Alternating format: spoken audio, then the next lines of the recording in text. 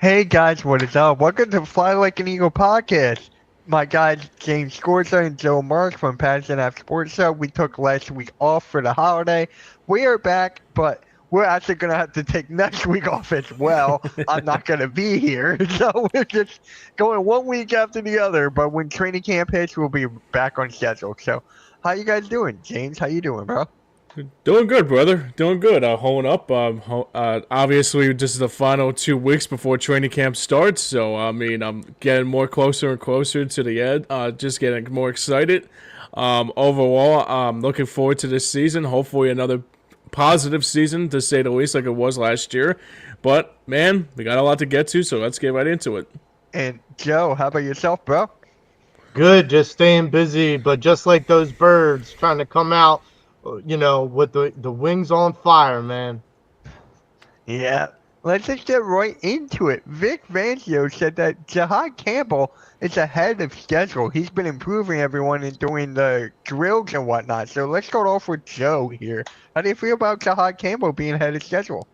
Look, it doesn't surprise me. I got to say, with Jihad Campbell, the thing that this kid, basically exemplifies is that he wants to prove all those people that overlooked him and basically similar to Jalen Carter when the Eagles drafted him. Jalen Carter had a lot to prove, and I think Yeah. that Campbell has the same perspective in mind. He has a lot to prove, and look, I get it. I'm okay with him being ahead of schedule, especially with recovering from surgery and everything like that.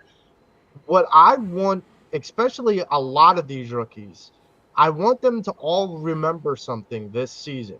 It's not a sprint, it's a marathon.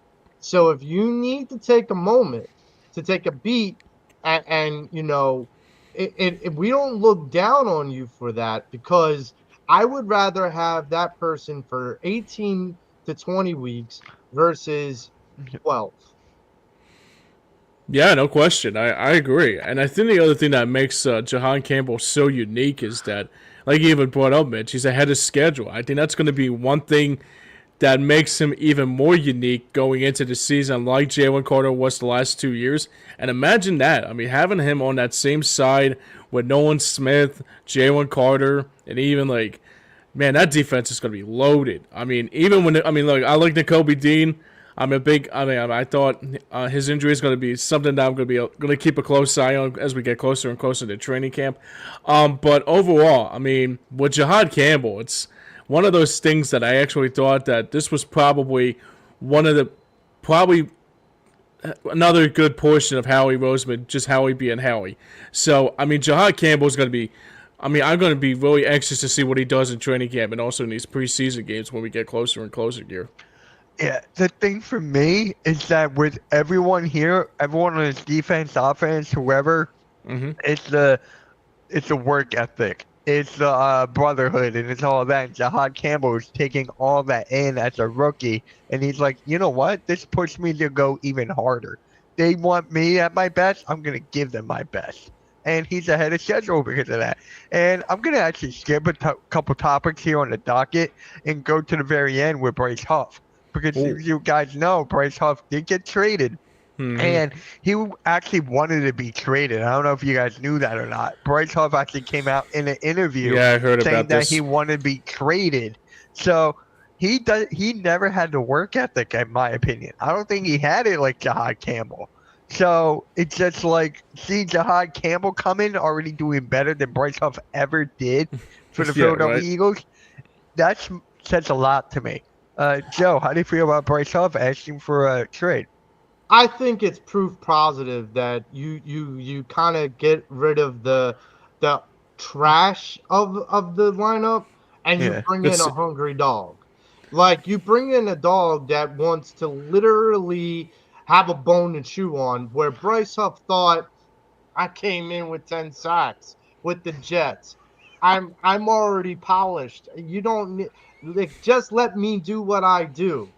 And it's like, dude, you ain't that special. Relax. But Jahad Campbell, this is a guy that doesn't have that attache to, say, okay, listen, I'm a badass. Put me on the defensive line. Put me as a linebacker. I'm good. Respect me. Like, no, no, no, no. He's like, teach me, mold me. I'm here. I have something to prove. I got a chip on my shoulder because 29 to 30 other teams passed up on drafting me. This is the perspective for God Campbell. This is a guy that not only wants to succeed, but he wants to exceed expectations. Bryce Yeah. Huff already thought he exceeded expectations. That's Hmm. why he wanted to be traded, because Vic Fangio called him on his stuff. And when you get called onto the carpet and you got no way to kind of defend yourself, you are basically a dead duck in the water. And Hmm. and Bryce Huff, he goes there to the Niners, and I've heard all this before. Oh, he's back with Samoa, the defensive coordinator that he was with the Jets. Hmm. Okay, cool. That's great. That's all well and good. But you know what? That defensive line for the Niners is aging. That Yeah. defense for the Niners is aging. That team for the Niners is not as young and talented as it once was. The Hmm. Niners team that once was 2 or 3 years ago, where we could say, I don't know, like them versus the Eagles, I don't know. I mean, Anthony Gargano, like back in 2022, was like, I don't know if we face the Niners, and then what did we do? We whooped that ass. So understand something. They're older now. Bryce Huff is a guy who's an entitled dude that thinks he's made it in the NFL. You haven't made it in the NFL because you're not a full-time defensive player. So call me when you make a Pro Bowl. Call me when you're an All-Pro. Until then, Jihaad Campbell will take that spot from you. Definitely agree with that. And I love how you brought up the 49ers and how old they are, how much they're aging. Because remember, they did have a former Eagle in Jalen, Hargrave. Hargrave. In Javon Hargrave, Hargrave, yeah. he left. What team did he go to now? I don't Javon remember. I think Did it's. he go to the Colts? I was thinking the Colts, and it might have been the Colts, and Was it the maybe. Colts or the Bucks? I'm not sure I'm if gonna it look was. it up right now. I'm I actually know curious. I know it was somebody in that AFC South though. I think it might be Tennessee, maybe Minnesota, maybe The Minnesota, Vikings. Vikings. That's right. Damn, I completely forgot damn. about the Vikings. Wow. That Yeah, I thought it was the Well, Colts. I he, thought it was the he's Colts too, dude. He's Yeah. going into the place of irrelevance right now. Where I Yeah. thought Minnesota was this sleeper team, James has pointed this out more than once Mm. since the offseason and the schedule release. The Minnesota Vikings, even if they had a stacked Oh, roster, they got a horrible schedule. awful, god Yeah. awful. Yeah. So, they'll be lucky to get a wild card. Yeah. Uh, Right. So for me, with the Bryce Huff thing, like since we're talking back on this topic here, it's kind of Yeah. like what the trash has been dealing with the last several days of the strike. So I'm guessing that's like if you look at Bryce Huff, you see all that pile of garbage that's been like anywhere house has been at the last few days. That's Bryce Huff in a nutshell. So Or basically, or step outside the house, take a good sniff in the air. You'll oh, smell what Bryce Huff must smell like on the football field. ugh. Yeah. Yeah, it smells like Jordan Romano and Bryce Huff trying to take a mean ass dump. So, let me ask you guys this: was Bryce Huff like an early draft pick? Because I'm forgetting when he got drafted. I think he was. I think He it was. was, yeah, he was. Was he? He one of- was. He was either first or second rounder, I think. Here, I'm Right. gonna look it up just in case. But there's a reason I want to bring that up. Come on. I think it was 2021, wasn't he? Yeah. Well, Yeah. here's my thing about Bryce Huff Hmm. is that this is a guy that you could say what you want to say about his numbers when he was with the Jets, and then you look at like what he was with the Eagles. Wouldn't you say if you compared the Jets defensive line to the Eagles defensive line of last year, that guy should have been chomping at the bit to be on that line? Because if you got Jalen Carter, Sweat, Nolan Smith, you got Milt Williams. I mean, Milt Williams and Josh Sweat just got big time contracts as defensive linemen. So if Bryce Huff could not do what he was able to do in New York with a better defensive line, that should tell you what kind of player Bryce Huff really is. You ready for this? You ready for this? He was undrafted. He got picked up by the Jets. Oh my God! I thought he got drafted for some reason. That makes it even better. That makes it better. Back in 2020. Wow, So during the COVID year. So how do you walk in? How do you walk into the Oh my NFL God. and have an ego like he does? Yeah. How do you do that? Because like I get it if you're a first round pick. Like I get like Jihaad Campbell was our first round pick. Like I get that he could have an ego. But this is a guy much like Nolan Smith, much like Jalen Carter, much even like Jordan Davis, Devontae Smith.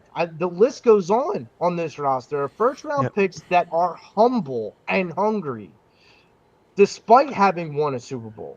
Yeah. Right. You know what's funny? Like, since you brought up him being undrafted, it's funny because that draft was like 6-7 years ago, and I'm thinking like, what's he done? Like, what has he done in 6 years, 6-7 years? You know what I'm saying? He won a Super Bowl. Bobby Bonilla money, but I guess he won a Super Bowl. You know who else won a Super Bowl? Carson Wentz, but that doesn't mean a damn thing. That's true. That's true. I mean, Carson Wentz actually helped us to get there more than Bryce Huff did. So okay, but I will say this: was he more disgruntled? I've said this about Carson Wentz about that year. Yes, he helped us get to the playoffs, but he did not help us get to the Super Bowl. Correct. You know, and the funniest thing about it is too, man. I mean. I like when you say he's undrafted, it's like, dude, that just shows what kind of an asshole he was. And I'm part of my French, and I'm trying to keep it PG here, but still, you're good. But yeah, I mean, it's just that it's just like my dad even brought up. You didn't have the guts to succeed here, like John Quick would say. And here's the other thing that makes it even more funny. Yeah. He wears the number 0 here, and that's what he was in Philadelphia. It was a big flat Cheerio, big flat 0. Well. I'll go one. I love that. Further. I love that. That's great. I got that from a teacher of mine up at Newman Goretti. I'll go one step further for you, James. And this one will kind of cut a little deeper with James, a little bit more so than Mitch. Bryce Huff is the Cutter Gauthier of the Philadelphia. Good point. Good point. He's the guy that basically said, came with all these like high accolades and whatnot, and fell flat here in Philadelphia. And then on the way out, you have the balls to flip the bird to the Eagles fans. Yeah, no. That's my salute to you. like that's an Italian for that's Tony Soprano saying F you too. Yeah.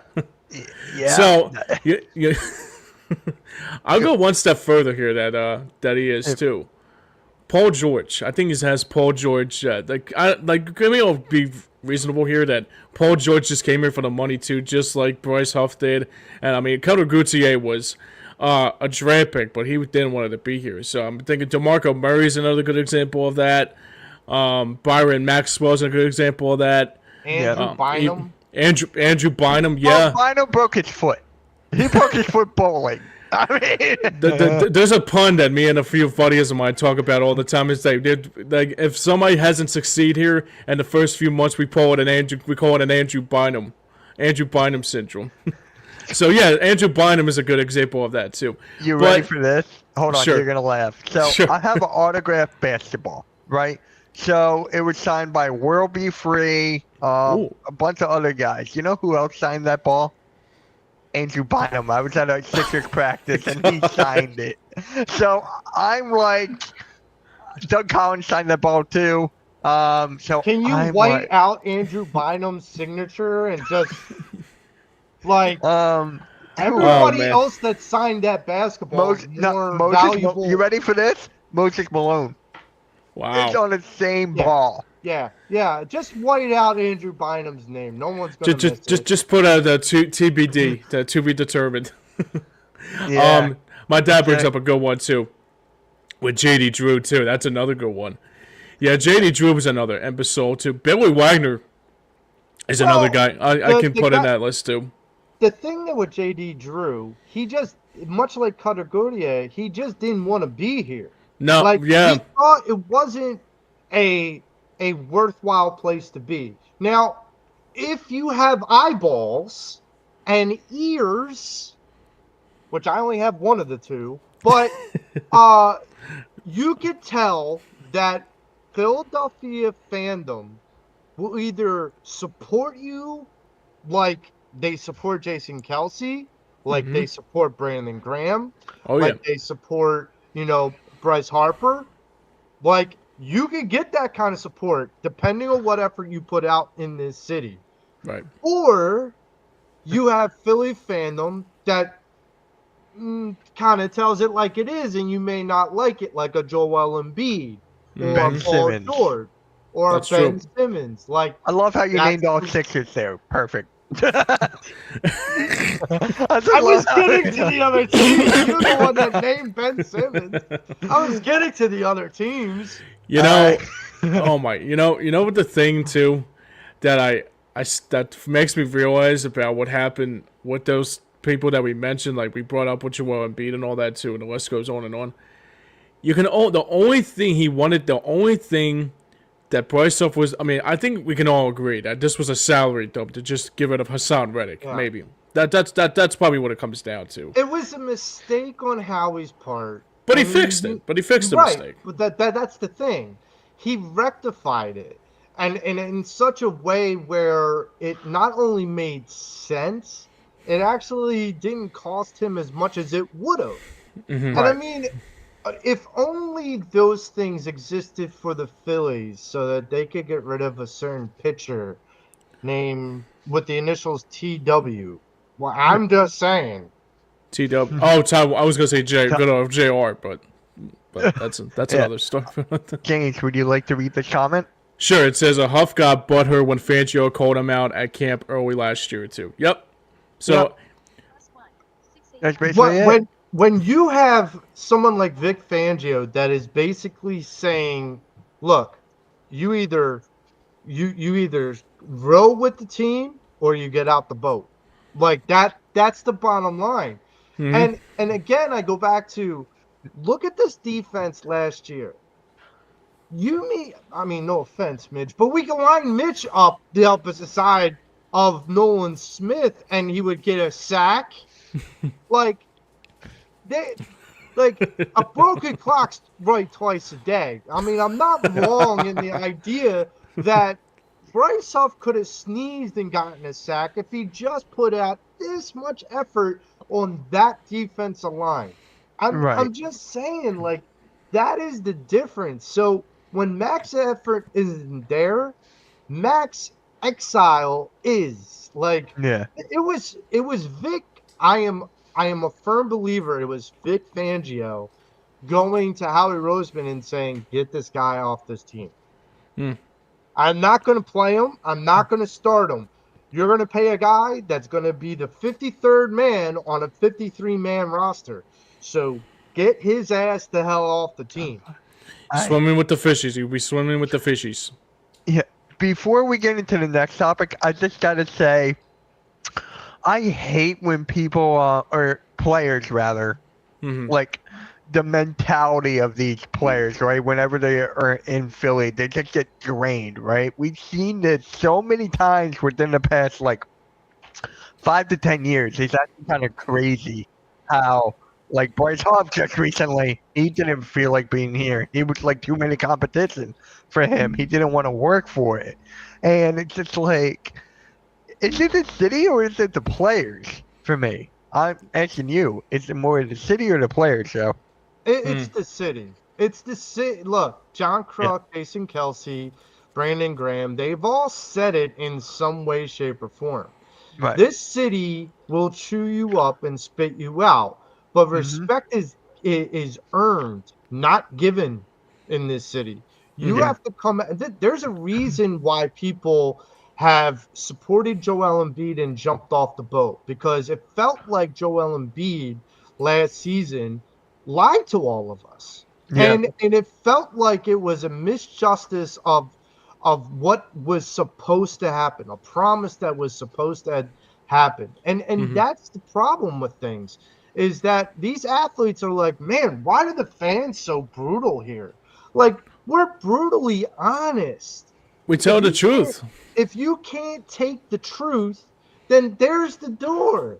Like, that's the difference, is like, there is a special type of fan that exists in Philadelphia. We hold athletes accountable. Why? Because we pay sometimes $100, sometimes thousands of dollars to go watch these guys play a game. So we have expectations. Excuse us. We're not New York City, where Manhattan apartments start at $1,800 a month. Listen, there's a perspective. There's a perspective in Philadelphia that it's still a blue collar, pick up your lunch pail and go town. And when you are an athlete and you are getting paid millions upon millions of dollars, then yes, you have expectations heaped onto you. And if you can't fulfill those expectations and you feel like the pressure's too much, there's the door. Yeah. Definitely. James, would you like to read this comment, please? Sure, and this is actually to Joe's point about talking about the city, about the state of mind, about what the, like, if you come here and all this and all that. Anywho, it says the city demands a certain amount of effort from players, even if they struggle. Excuse me, effort matters. I mean, Maxey gave 100% effort 100% of the time. Do I think that we can build a team around Maxey? Do I feel like we could build a team around a guy who's a workhorse? Yes. Absolutely. I think we can build around the guy that is willing to put his body on the line. Sounds vaguely familiar of another Sixer. I don't know. Allen Iverson. Like, here's the other perspective. When we go back to the Philadelphia Eagles, it's the greatness of one is due to the greatness of all. Yeah. And that was one of the things that every single one of those players understood. You think Cam Jurgens went into being the starting center this year and said, I don't got a big ceiling to work. Look, Jason Kelce retired. I don't have to work hard. Yeah. No, he knew that if he wasn't going to work hard, he was going to be out. That Jason Kelce was going to blow up his phone. That he was going to hear the boo birds from the 700 level in Lincoln Financial Field. Look, there is a perspective that if you put out effort, and I go back to the Donovan McNabb Eagles. Yeah. We got to the Super Bowl once, didn't even win, but we kept making it back to the NFC Championship game. Effort matters. That's why with the Phillies, we are like, we just want to see effort. We just want, look, do we want a World Series? Absolutely. Right. But if it doesn't happen and we get to Game 6 of the World Series and lose again, we know, just like in 2022, we know we put out the max effort. Yeah, that's why absolutely. That's why I think the Phillies are not making the playoffs. So, if you want to get back into that. but anyways, let's just, this debate right here has been going around all over the internet, all over. And that is Cam Newton and Jalen Hurts. Everywhere. If you look on TikTok, Twitter, Instagram, Facebook, everywhere. I'm surprised you guys haven't even heard about this. No, I haven't heard about this. It's one of the biggest things going on right now in Eagles YouTube. Cam Newton back in 2015 when he made the Super Bowl. Seriously? Oh my God. But what is Cam and Jalen doing? I was going to ask you what's the big debate about? Are they better together? It's not. Yeah, it's just like Jalen Hurts has all the pieces for like a perfect roster. Cam Newton had nothing. So they were like Jalen Hurts and all that stuff. It's just like It's typical BS at this point. I was just gonna ask you. It sounds like another troll trying to get his attention, get his 2 cents worth because he's not doing well with his shopping spree. It's actually everywhere. Like I've seen it on ESPN. Rather, I've seen it like everywhere. It is crazy to think about this. But Cam Newton, that 1 year, he had an incredible year. He had a great year that year. Yeah, that he did. He took it. He went to the Super Bowl, lost. Jalen Hurts been to two Super Bowls, won one. And Cam Newton did have the stats there, but Jalen Hurts knows how to win in the big time moments. So we're back at this discussion again. We're back here again. Oh God, here we go. Yeah, it's Joe. You got anything to say? I'll let you take the helm on this one, buddy. A lot, and so I will compliment Cam Newton about one thing. So you got one thing right about the whole Super Bowl and the one magic run and all that with Cam Newton. But yeah, this is what I'll say, and this is where a lot of people are going to turn their heads and go, "Huh? Okay." I actually like it. Really? I like that Cam Newton is giving Jalen Hurts advice because two things. Number one, Jalen Hurts is a better running quarterback than Cam Newton. He's more athletic. He's stronger in the quads. He's stronger in short yardage. The thing that Cam Newton had was understanding how to work both games. The run game as a quarterback and the pass game as a quarterback. This is a guy that Cam Newton, whether you like him or hate him, made guys around him better. Steve Smith, receivers that, would ordinarily probably gone into irrelevance. Now, Jalen doesn't have that problem. And I think Cam knows, like, dude, you got an opportunity. Like, even Lamar Jackson doesn't have the type of opportunity. Patrick Mahomes doesn't have the opportunity. Like, name other dual run pass quarterback in the league. They don't have the weapons you do. So Cam's like, look, this is how I did things. This is how I went through my progression. Right. You have the running ability. You have the athletic ability. I'm not going to coach you on that. Maybe I might say, okay, you got to work through your progressions and how to do that. That was the one knock on Jalen Hurts this past season. And it's been for a while, is that he doesn't go through his progressions fast. Well, maybe Cam Newton was good at doing that. And the idea that maybe Cam could give him some insight. Look, Cam's not telling Jalen, hey, grow your hair all wacky and crazy and have an ego. Jalen's still Jalen. Yep. It's time to pay the rent and everything.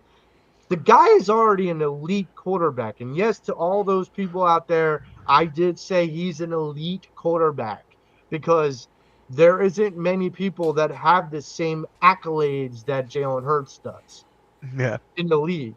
And so, Cam Newton, for all intents and purposes, can give him advice. He doesn't need to give him advice about winning. Jalen knows how to do that. Right. He doesn't need to give Jalen advice about running. He knows how to do that. He doesn't have to give him advice about squatting. He knows how to do that. He doesn't need to give him any advice other than how to improve his game.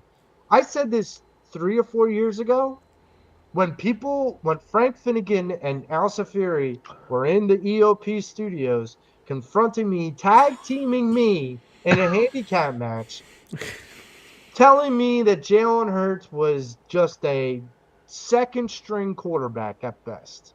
And a poor man's Russell Wilson, as I recall. I basically said, okay, this guy, why do you guys think that? And the first words out of Frank Finnegan's mouth was, he can't throw people open. So the year after, what did he do in that offseason? He got Justin Herbert's coach, trainer in the offseason, and he worked on throwing people open. Came back the next year. What did he do? He was the runner-up to the MVP. Okay. And went to the Super Bowl. So this guy just is a sponge. He wants to take knowledge from everywhere. He just wants to become the best. And I've said this before. Randall Cunningham was called the ultimate weapon. Yeah. Jalen Hurts is the ultimate weapon 2.0. Hmm. He's the guy that will continue to grow his game no matter what it is. Throwing, running, short yardage, progression, reads, any of it, all of it. He's the guy that's always going to progress his game forward, and the Eagles are better for it.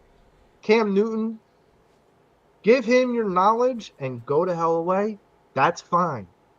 Cam Newton, you think you're going to ride Superman's cape? Sorry, not going to happen. All right, James. Well, I don't know how I could respond to that. Actually, that was perfectly well said, especially with because I'm not gonna lie to you. I mean, when I heard about this Cam Newton debate thing, obviously I haven't heard a lot about it all week because I was saying to myself, it's kind of something new here that like somebody's trying to figure out, trying to get his 2 cents worth of it. But let me say this about Jalen Hurts here too, because I was like one guy when they first drafted him. I said to myself, you already got a quarterback in line with Carson Wentz. Why are you drafting this other quarterback? Then I found out months later, and then weeks later, I'm thinking like, okay, this might be a challenge for Carson Wentz to see how much he can do under pressure while the lights are big enough for him to see what he looks like. And I said to myself, okay, in 2020, he had one of those bad years.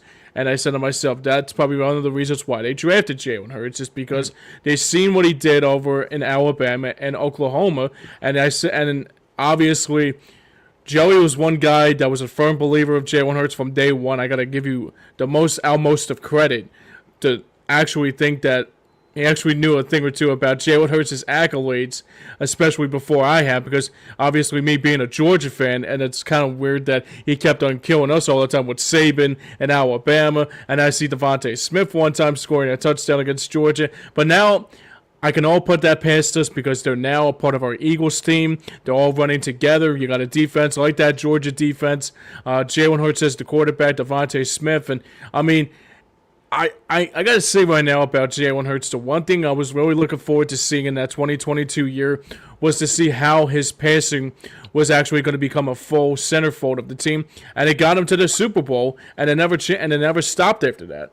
Yo, what do you guys think? I'm not sure if either of you have heard this report. What do you guys think of the SEC possibly breaking away from the NCAA? I did not hear anything. I didn't hear about this. Yeah, they're thinking about breaking away from the NCAA and just being a league. And where were they going to go? Well, they would be their own league. They'd be their own entity under themselves. How many schools is in the SEC though? How many? There's like 16, maybe 15, 16 teams. 16? Yeah, I think so. You can do that. You can do that. Yeah. Yeah, you can make your own league. Yeah. And like that's the thing is that I think the SEC's pissed off because they have been one of the premier conferences in the NCAA, which also means that because in collegiate sports, it's a profit share. You don't get more money because you're the better conference. You share it amongst all the other conferences. So in the SEC's mind is we're carrying the water. Why are we giving our money to the MAC? Why are we giving our money to the Big 12 or whatever? Whatever it is. Like why are we giving our money to these other conferences? Apparently my cat's an SEC fan. Apparently my cat's an SEC fan. So yeah, he's got issues. He's got issues with what I'm saying. He's like, yo. He's like, no. He's like, don't let the cat out of the bag. No pun intended. Yeah. Top Gear will be like, no. So I actually have a list of the schools here. So there is 16 of them here. I wouldn't mind watching that. My Michigan is not in here though. But other than that, keep something in mind. Like so, Michigan wouldn't be because it's the Southern. But like, if they create their own entity, they don't have to stick with that parameter of it just being Southern schools. Now, all of a sudden, the NCAA would see it as, okay, competition, much like the USFL has done with the NFL. Yeah. Mhm. Like they're looking at it from that perspective.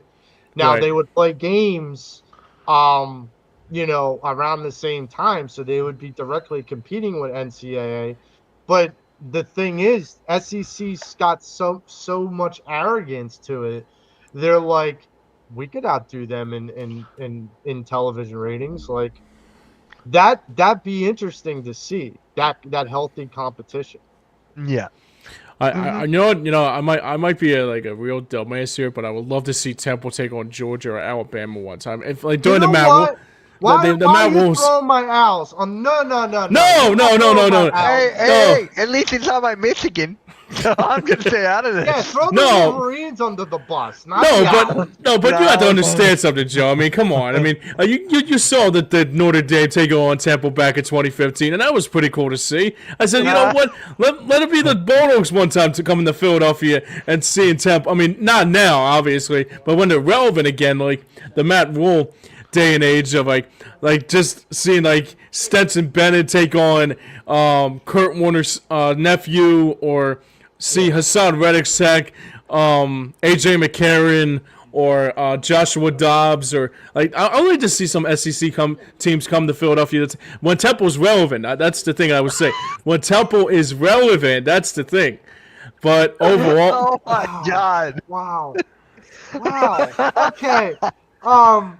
I'm gonna let you guys have it, so I'm just gonna Yeah, sit here. I need a moment for a minute because dude's coming at my school. Like, all right, hold on. no, I'm not taking it to heart. I'm not taking it personal from you being a look. I would have gone to Temple if I wanted to. I'm just saying I missed when Temple was relevant. That's all I'm saying. I understand, but and I don't completely disagree with you about the relevance, but I went to that 2015 Notre Dame Temple game. As do I.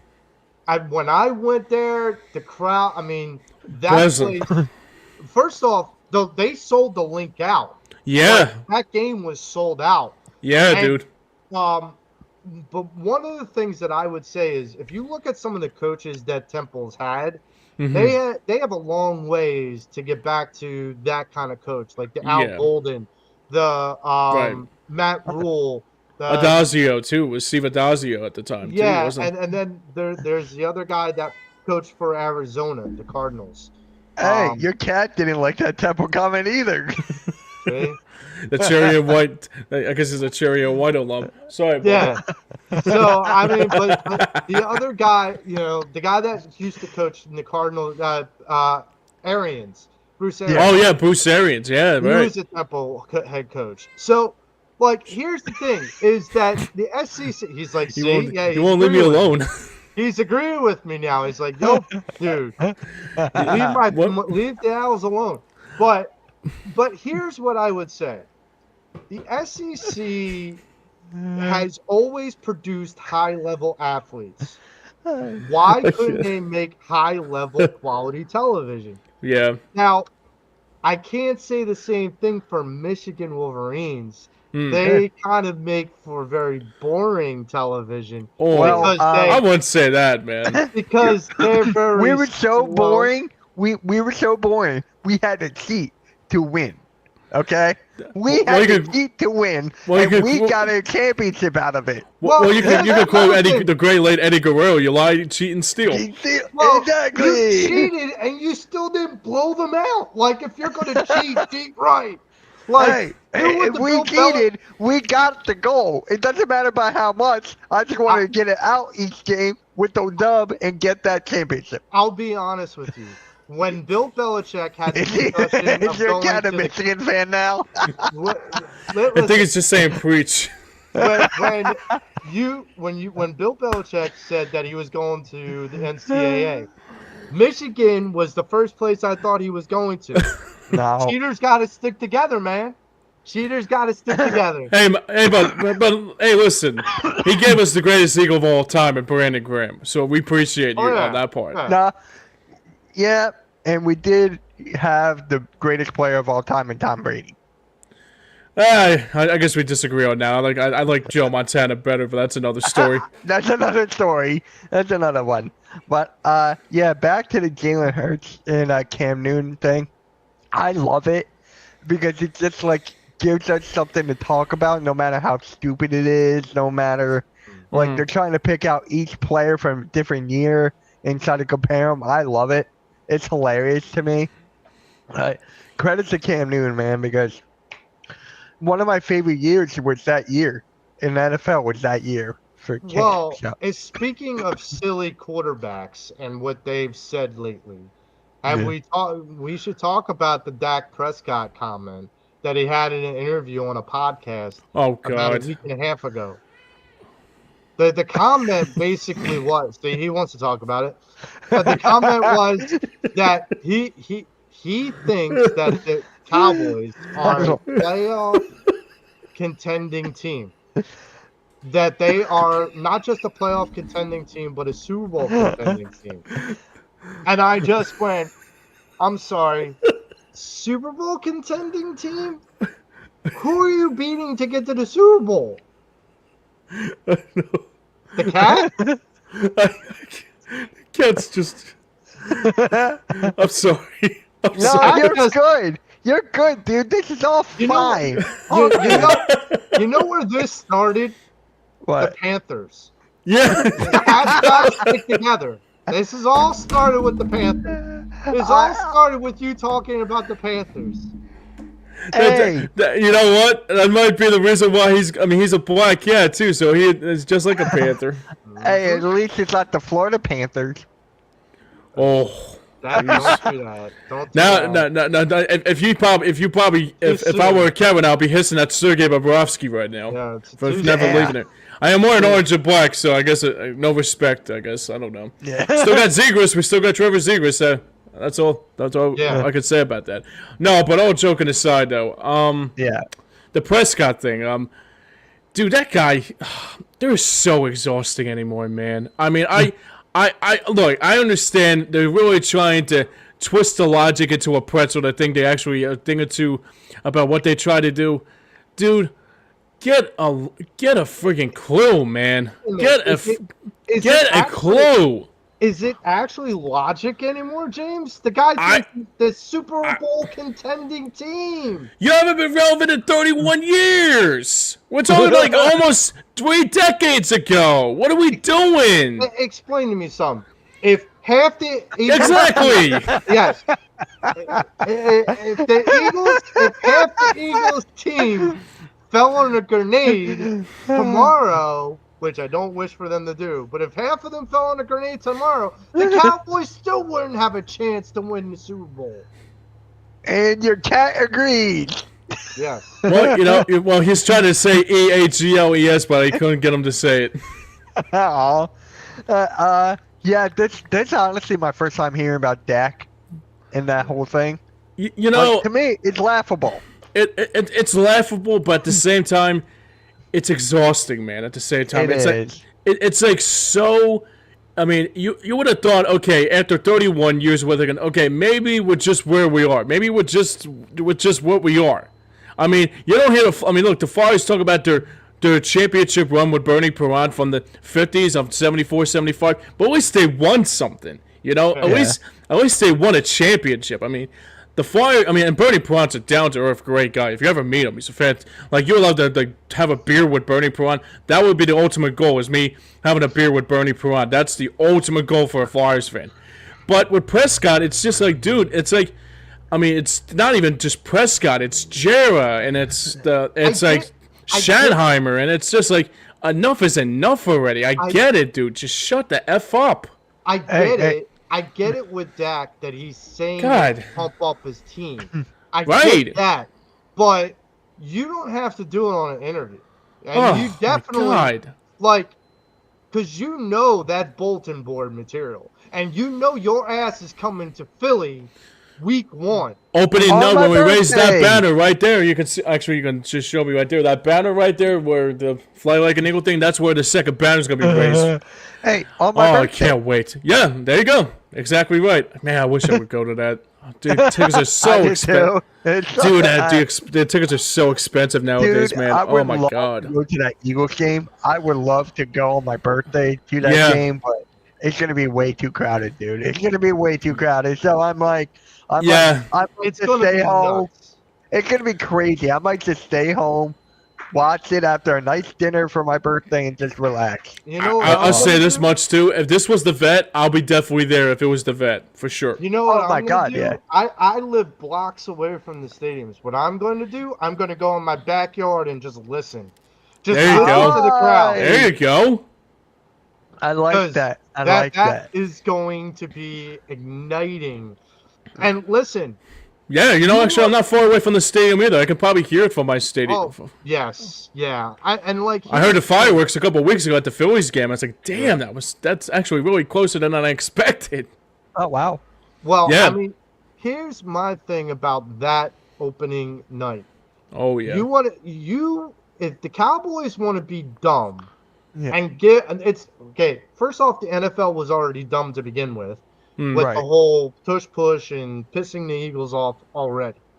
Now, if the Cowboys want to be dumb even more, so than they usually are, Yeah. before week 1, that's a way to kind of set the spark for the rest of the season for the Eagles. You want Right. to talk about how the Oh, Eagles yeah. can turn the page on the championship?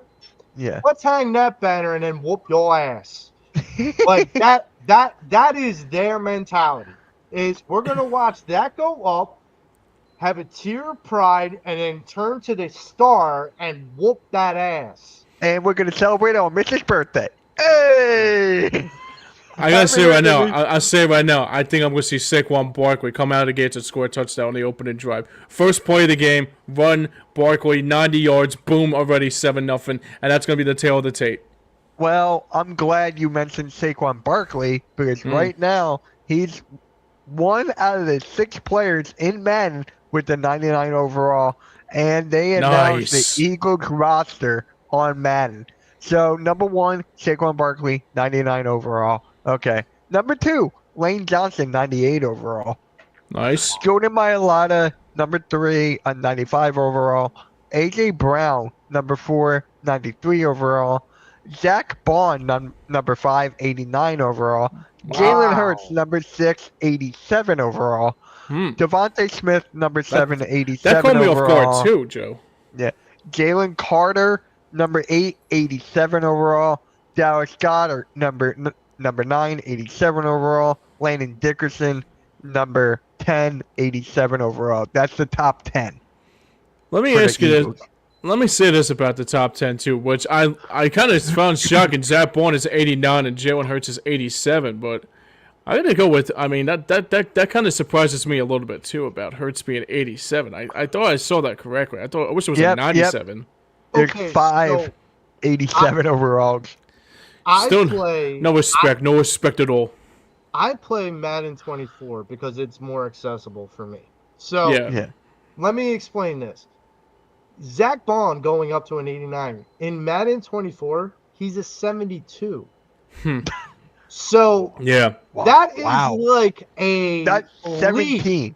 That's a Yeah. 17 drop. Point Jump. up. Yeah. And Seven- then Jalen Hurts is, I think he's an 87 or an 88. No, maybe he's an 85. in He's got to be 24. 85. He's got to Yeah. be 84, 85 around there. Yeah, so Yeah, I agree. only going up 2 for Jalen Hurts, who's the Super Bowl MVP? I'm sorry. No. It's Rodney Dangerfield syndrome, man. We get no respect. He gets Okay. no respect. Okay, hold on. So I get Jordan Mailata. Kudos to him. Yeah. I get Lane Johnson. Kudos to him. hmm I get A.J. Brown to a point. Kudos to him. Yeah. Jalen Hurts belongs in the 90s. I Because agree. this is a guy that has done, again, I say this like not ad nauseum, but to the point where it's got to get in someone's thick head, is that Jalen Hurts has only done something that has only been done very few times by the same quarterback in the last 25 years. There's Yep. only like a handful of quarterbacks that have gone to multiple Super Bowls and won one. Mm-hmm. That's, I mean, in 25 years, I'm like, you got to stop and put a pause and believe in the idea that Jalen Hurts is doing. Look, I get the numbers for the season, but winning is the only look. You don't get a Super Bowl trophy because you threw 5,000 yards. If that were true, Dan Marino would have had a Super Bowl. If that were true, Drew Brees would have had a Super Bowl. If that were true, Peyton Manning would have more than 2 Super Bowls. Like, Right. Yeah. that is just not true. So what happens? You have to have a quarterback that wins. Jalen Hurts wins, just like Patrick Mahomes wins. Yep. Mm-hmm. So Yep. enough. Make him 90 and be done with it. I'll put him at So- 92. I'll put him at 92 or 93. So next up, before we go into the next group, Jalen Carter's at 87 already. Like to me, that's insane. He's That gonna is be insane. by the end of this year. He's gonna be a 92. By the end of this year, mark my words, he's gonna Yeah. be a 92. Yeah, I'm with you. All right. So for the next group, Quinyon Mitchell, number 11, he's 85 overall. Mm-hmm. Number 12, Cooper DeJean, 83 overall. Number 13, Reed Blankenship, 80 overall. Number 14, Nolan Smith Jr., 79 overall. Number 15, Jake Elliott is 78 overall. Why James Bradbury here? Well. Yeah, I was who cares? gonna say that. What did James Bradbury ever do? I don't know. His He's rating's not at even on the 78. team anymore. I know. His rating's at 78. Screw it. Even Brandon Mann got a little bit more, a lot of accolades too. Jordan Davis, number 17, is 78 overall. Brandon Mann, he's a 77. Adoree Jackson, number 19, 77 overall. Nakobe Dean at 20 is 77 overall. He needs to be higher than that. I would go 80. And then 21, A.J. Dillon at 76. Cam Jurgens at 75. I don't know. I don't know, man. I don't know, man. I'll go 79. I'll go So 79. I'll go 80. I have a couple bullet points about the second grouping. Number one, Yep. Jake Let's go. Elliott. Jake Elliott. Wow, did his ratings jump off a cliff? What? Dude, they jumped off a cliff. 78. This is a guy that was in 85 in 24. Like, Wow. so, damn. Yeesh. Then you got to look at like Nolan Smith, Nakobe Dean, and like since Madden 24 to now, they're about the same ratings wise. So that kind of shows a little level of disrespect, at least from the Nolan Smith side of things, because Nolan Smith has definitely improved in 2 years. Right. I would argue also Nakobe Dean has too, but I can understand because of his injury why his ratings are a little lower. Yep. Now I'm going to go to like the Adoree Jackson. So Adoree Jackson, I understand the rating because of his age. In Madden, they tend to not make the older guys like high rated. Even Brett Favre at his last season was only an 82. And I'm like, okay, wait, you could trade for Brett Favre? And my buddy was like, yeah, why would we want to ever do that? I don't know, like, because it's Brett Favre. Like, my friend would make the argument, if there was a top line receiver on free agency and we had the money, let's sign him, even though we don't need him. I'm like, why are we signing that receiver? And he would always respond, why aren't we signing that receiver? And I'm like, okay, I understand that point of view. But yeah, some of these are a little low. Some of them are understandable. Jake Elliott's the one that surprises me the most. That's jumping off a cliff. I mean, To me, it's Cam Jurgens. Yeah, I gotta go with Jerkins too. well, here's the thing. You have Cam Jurgens. The three of your offensive linemen are 85 and above. Mm-hmm. Yeah. You got to make someone bad. You can't make your whole offensive line good. Yeah, Like, I guess. that's breaking the game. So, But yeah. the guard position with Tyler Steen, I would almost assume that he would be a 70. Yeah. He Your agrees. cat's frustrated too. Tyler Steen is at 69. Yeah. That's your starting guard. That's your starting, like, what is it? Right guard. Yep. Right Yeah. guard, yep. Yeah. Alright. There was I think there was another one that said Joshua Oche is like in his 70s. He's at 74. Yeah. Kelly Ringo's at 74. Dotson's at 73. Sidney Brown 73. Matt Pryor 72. Will Shipley 71. Terrence Marshall 71. Jalen Hunt at 71. Mark my words, Jalen Hunt is going to be an 80. Mark Yeah, my words. I can see that. I've said this before, and I'll say it again. Jalen Hunt will have double-digit sacks this year. Yep. And then I'm just going to scroll down till I find, because now we're just getting into the deep end of the roster here. Deep end of the Ogalari's at 71. Calcaterra's at 69. I don't like that. I don't like it either. He deserves better than that. He's So wait, a good you receiving guys don't guy. like the number 69? Damn. No, Damn. I don't like You that. and a buddy of mine will poke fun with that every time. A buddy of mine will poke fun with that every time. Me too. That's me. That's me. So- Your cat too. Your cat too. All right. You're a perverted Who little knew we weasel had there, a fourth Buff. panelist on this show? Damn. I love it. I love it. Jeremiah Conner Almost Jr. is there, 67. relax. Who's the worst player on the Eagles team, man? That's Andrew McCool. Wait. Makuba, wow. No, they don't, because they're rookies. Yeah.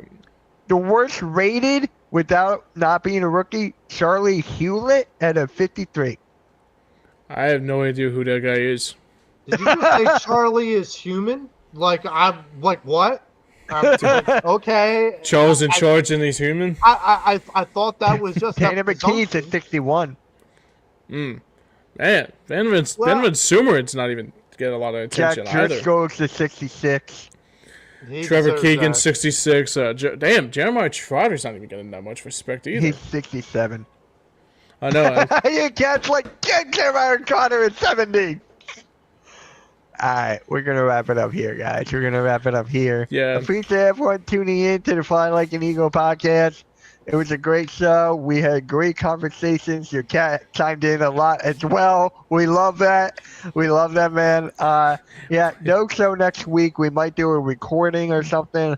But as of right now, hit that like, hit that subscribe. What are you guys talking about on Passion Ave tomorrow? Joe, what are you talking about tomorrow, man?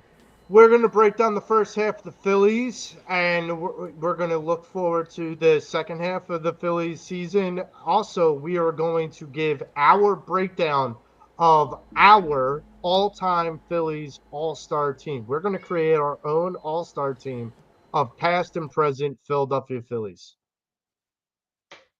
There you go. yeah, and yeah, how looking they forward won't to make it. and how they won't make the playoffs. Okay. So there we go. All right, guys. Have we settled a bet yet? I mean, have we figured out? Oh, that's right. You guys have a bet together. I forgot about the bet. I forgot you guys have a bet. We got to figure out Because what the I was going to ask you, wait, why is Met so Debbie Downer on the Phillies? I'm thinking, would I miss something? Yeah, but we gotta figure out what we're wagering. Whether because I gotta tell you like this: when, not if, when the Phillies make the playoffs, you'll be eating your words, Mr. Kofsky. Hey. I'm They just won't a make the spectator. playoffs. I'm just a That's all I'm moderator. gonna say. I'm just a All moderator. right, guys. We'll catch you all next week, or in 2 weeks, rather. See you guys in 2 weeks. See you Go later. Birds.